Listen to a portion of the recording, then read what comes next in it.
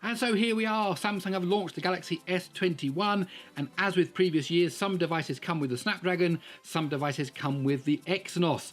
Today we're going to be testing the Samsung Galaxy S21 Ultra with the Snapdragon 888 against the Samsung Galaxy S21 Ultra with the Exynos 2100.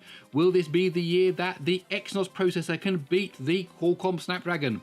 Well, let's find out. So we have the Samsung Galaxy S21 Ultra with the Snapdragon 888 on the left-hand side, and we have the S21 Ultra with the Exynos 2100 on the right-hand side. Neither of them are connected to any Wi-Fi or cellular networks, and already we can see a slight lead, I think, by the 2100. Yes, it's the first into the compression test. Could this be the year that Exynos is able to beat the Snapdragon? Let's find out as we carry on now. Of course, it will come down to the GPU test.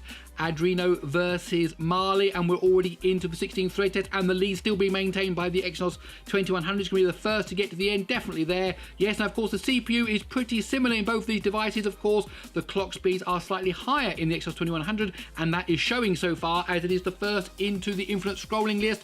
In a minute, we're going to get to the smoke particle test, really our first indication of the 2D graphic speed. There we go. First in was the Exynos 2100, was it 35, 34, 26, oh, there's a big difference as now the Snapdragon 888 has taken the lead. It's the first into the Unity test, and they started off neck and neck, but clearly, yes, clearly the Snapdragon 888 is doing better on the left-hand side there. It's coming down to the water already. It's going to swing right and go to the end of the valley. There we go, and now it will go into the Unreal test, as only now is the Exynos 2100 swinging right and going to the end of the valley, as the Snapdragon 888 is now coming to the end of the Unreal test. What will the final time be? Here we go. 1 minute 19 seconds on the right hand side. The Exynos 2100 continuing through the sparkling forest. It will get to the end any moment now. What will the final time be? Let's see. 127.2.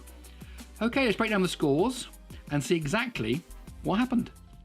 So as we saw there, a convincing win for the S21 with the Snapdragon 888, 1 minute 19 seconds, and then 8.2 seconds later came in the S21 with the Exynos 2100. But what actually happened, if you look at the CPU, we can actually see that the Exynos 2100 won 33.4 seconds, and 1.3 seconds later came in the Snapdragon 888 with 34.7, and that is surely due to the higher clock speeds of the Exynos 2100, even though they are basically using the same CPU setup.